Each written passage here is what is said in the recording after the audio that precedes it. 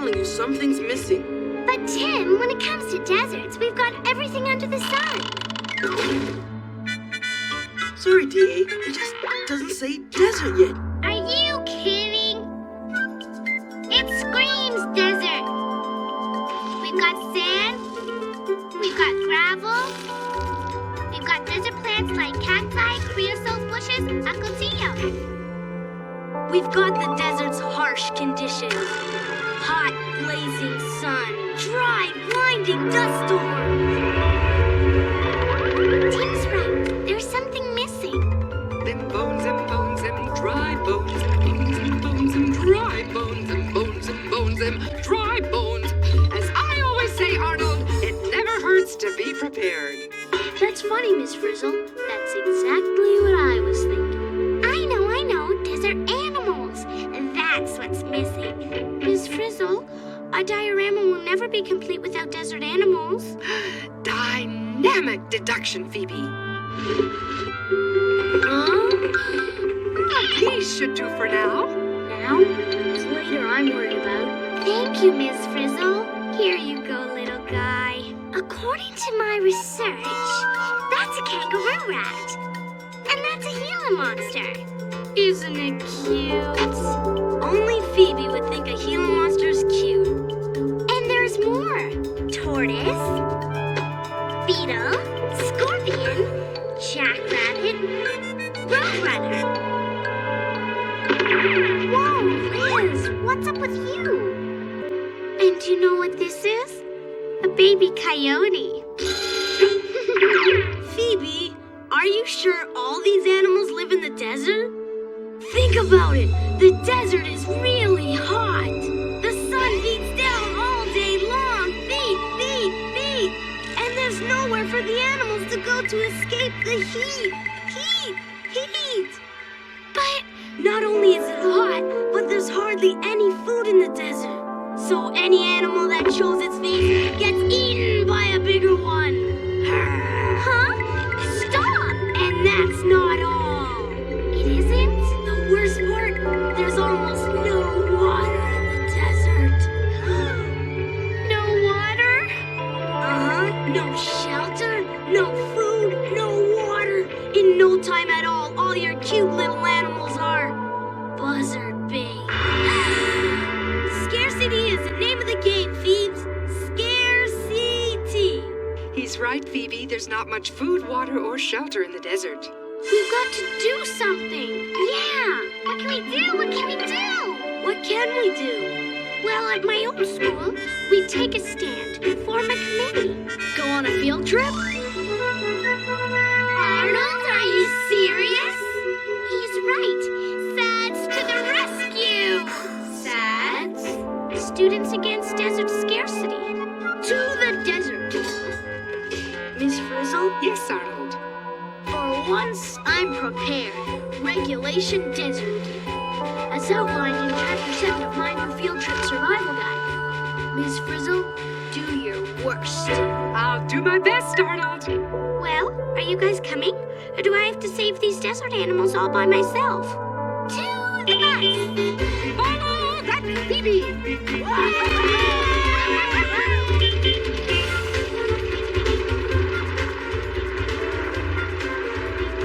Hey, Arnold.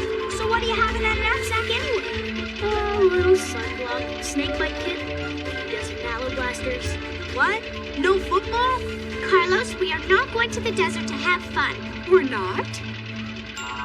The desert is full of surprises, Phoebe. And this bus is so slow. Can't we go any faster, Miss Frizzle? Every second we waste means those poor little animals are out there suffering. Well, that's one way of looking at it, Phoebe. Okay, bus, do your stuff.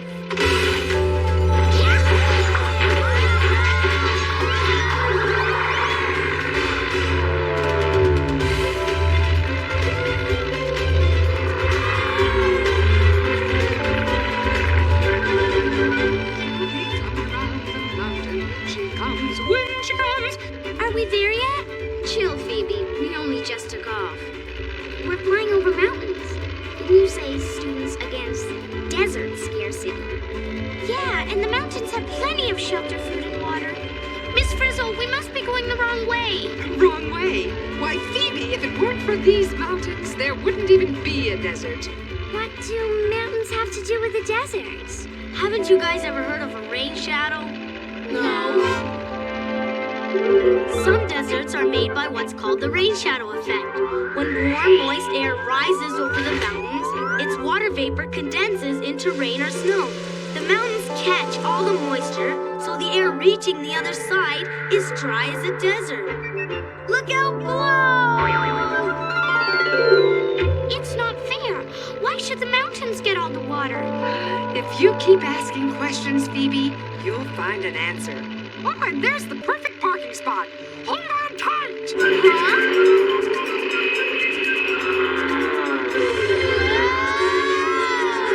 Field trip tip number 63. In the event of a rapid loss of altitude, you may want to put on a parachute. Liz, my parachute? That's not a parachute! That's a pair of shoes!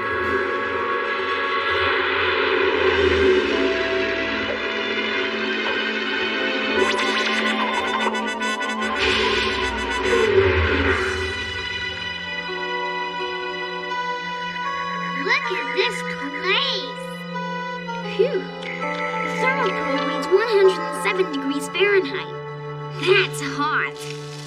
How can anything live here? Is it just me? Or does this look like the final field trip? Come along, class. We're here to experience the desert. Take chances. Make mistakes. Get dusty. Field trip tip number 87. Not a problem. Come on, you guys. Students against desert scarcity. Remember, we've got work to do. Desert scarcity? What about dessert scarcity? I'm hungry. Hey, Arnold, where are those mallow blasters? I'm afraid they've melted. How can you even think about eating when all those poor little animals are suffering from hunger? The only poor little animals I see are us. There's one. Why, that's a collared lizard. And that's a funny-looking bird. That, Tisha, is a fine example of a hungry roadrunner chasing a delicious lizard to eat. Come on, we have to protect that lizard. Huh? At my old school, lizards never ran on their hind legs. Quick, everyone, back in the bus. Phoebe, what are we doing? How would you like to be a lizard being chased by a hungry roadrunner? Ooh, a situation worth exploration, Phoebe. Wow, cool! We're a Gila monster! As I always say, when the going gets hungry, the hungry get going. Bad, oh bad, oh bad, bad, bad. And getting worse. It's gaining on us. I hate field trips when we get eaten!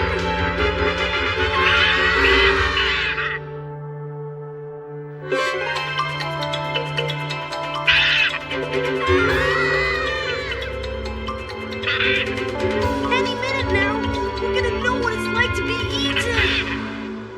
Field trip tip number 107. To avoid being eaten, become inedible. What does that mean? Class, do I hear a suggestion to avoid digestion? According to my research, Arnold, it means we ought to become something that's not very appetizing. On the button, DA. One inedible horned lizard coming up.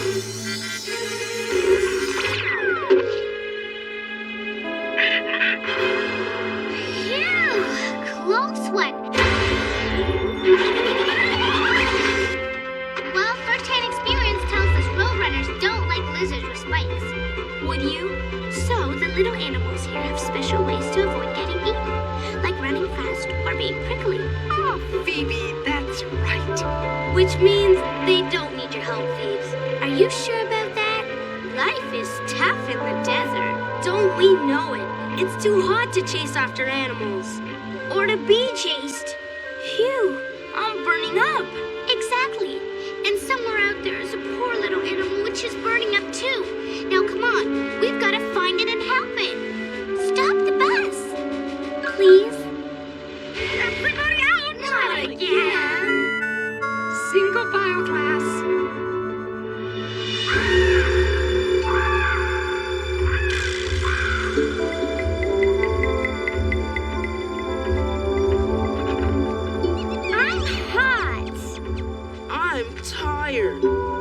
I'm hungry. I'm prepared. Phoebe, we've been looking and we haven't found any more animals. None, Phoebe, and I'm burning up. Me too. You're hot. What about that poor little jackrabbit? See, it's sitting there with the sun beating down on its head. And it's wearing a fur coat. Field trip tip number 158. When the sun is beating down on your head, put on a hat. Got that covered? Thanks, Arnold. Hey! Here, little jackrabbit. This will keep you from getting too hot. A nice hat to shade your... Phoebe! Arnold! Now how will that jackrabbit keep cool? Well... Ear conditioning, Phoebe. Ear conditioning. Good one, Miss Frizzle.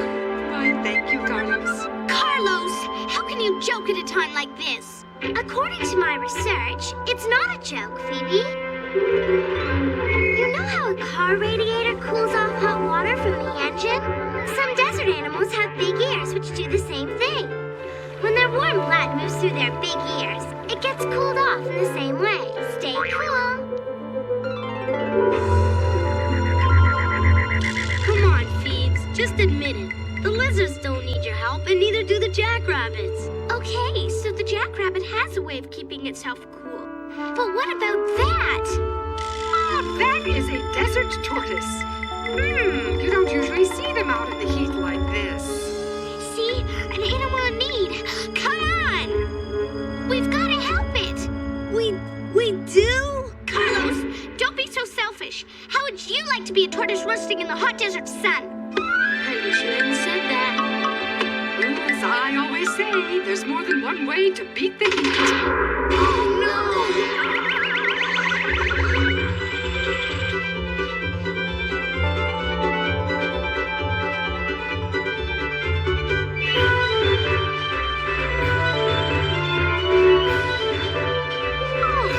This is what it's like to be a desert tortoise. Where are we? In a tortoise burrow, an underground shelter. It's a lot cooler down here. Ah, good observation, Keisha. Yes, another animal that can keep cool without your help, Phoebelino. But Carlos, I just thought of something. Maybe the reason we didn't see any animals is because they all burned up before we got here. I knew it. We're too late. Whoa! What's happening? Oh, Glass, the bus is now on automatic turtle. We're being pushed by another desert tortoise.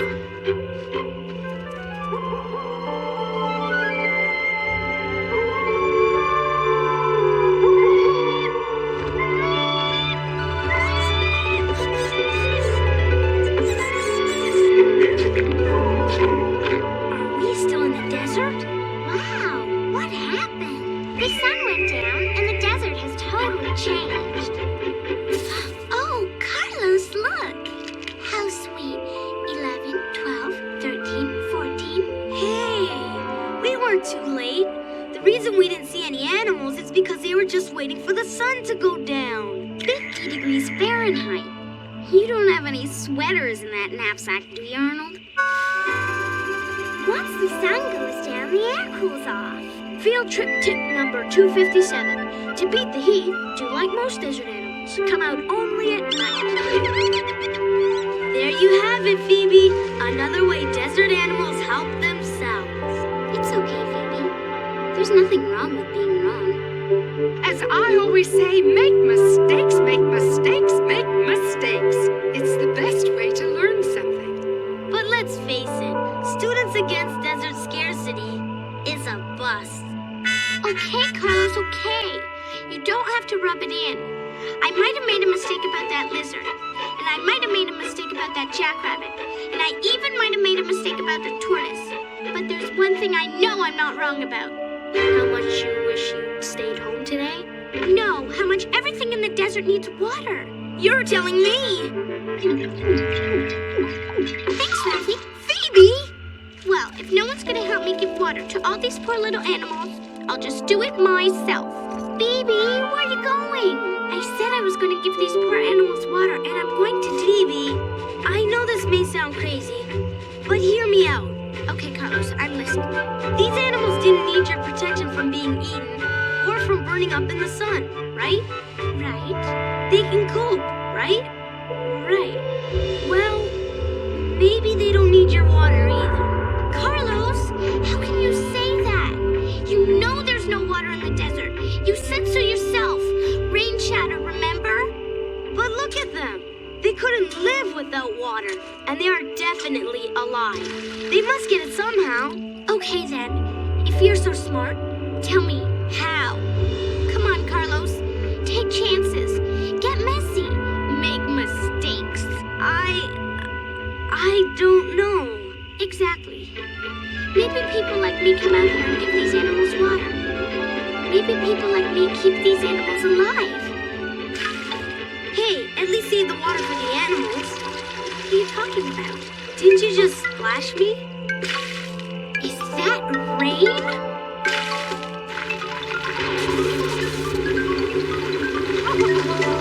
Everyone back on the bus. Rain? In the desert?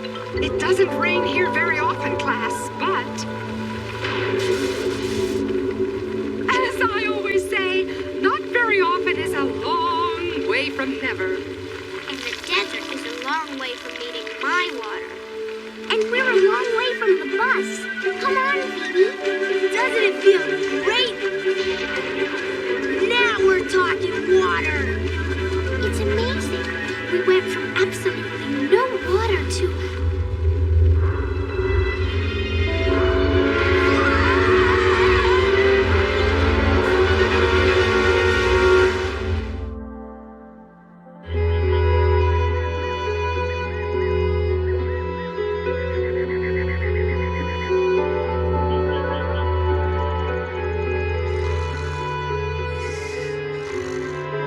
Good morning, class.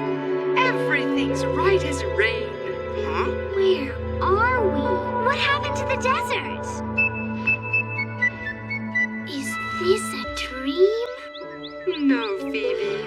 It's the desert after a rainstorm. Everything's changed. There's so much activity. What happened to all the scarcity? Look at all the plants and animals. Ah, desert life never ceases to amaze me. Do you see what I see? Flower power. It's as if they were waiting for enough water to bloom. There are shrimp in this puddle. Shrimp in the desert? And pigs too. Look. Actually, that's a peccary, a desert relative of pigs. And that cactus is full of water. According to my observations, this piece of cactus is juicy on the inside and waxy on the outside. Hey, maybe that waxy stuff keeps the water in. As I always say, when it pours, the desert stores. You know, Phoebe, you were right. The desert does need water, and the animals need protection from being eaten and from the heat. Yeah, but Carlos, you were right too. They don't need us to help them. They're already equipped to live here. That's right, Phoebe. Everything that lives here has adaptations to help cope with life in the desert. Well, come along, class. Back to the bus. You mean soaking up water as quickly as possible is an adaptation? Absolutely correct. And having spikes is an adaptation that helps keep you off the menu. And burrowing under the sand. And having big ears is an adaptation for beating the heat. Yes, all things that live here have adaptations for survival. Oh, it makes so much sense, doesn't it? Field trip tip number 999. For those without desert adaptations, always travel with a teacher with frizzy red hair.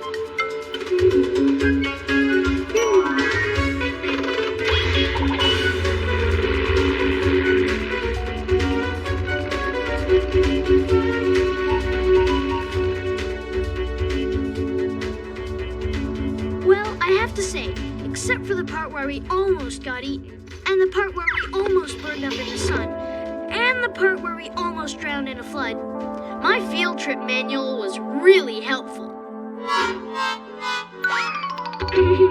So glad you enjoyed it, Arnold. Well, now that I know that all these plants and animals have adaptations to help them cope with living in the desert, that gives me some time to save something else. Phoebe, I don't think this is I tell you, we've got to do something. Phoebe, we just did something. A whole bunch of somethings. But this time it really is.